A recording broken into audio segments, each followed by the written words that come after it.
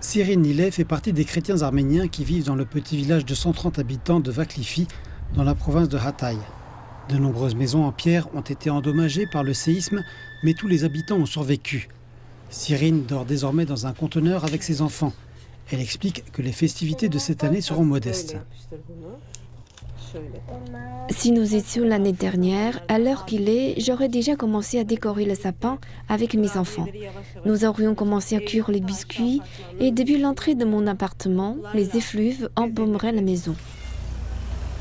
Pour de nombreux habitants de Hatay, la douleur du tremblement de terre jette une ombre sur les fêtes de fin d'année. À mon avis, je considère cela comme une période de deuil. Peu après l'entrée dans la nouvelle année, l'anniversaire viendra. Je veux dire que je ne peux pas célébrer. Alors que nous avons tellement de morts connus et inconnus, nous avons eu tellement de morts à Antakya et à Samandag. Il y a encore les disparus qui n'ont pas été retrouvés. Quand on pense à ça, on ne peut pas faire passer les divertissements devant le deuil. Toutefois, malgré l'absence de célébration, l'Église reste attachée à ses traditions. À Noël, nous organiserons à nouveau une messe ici. La vie continue, les traditions continuent aussi.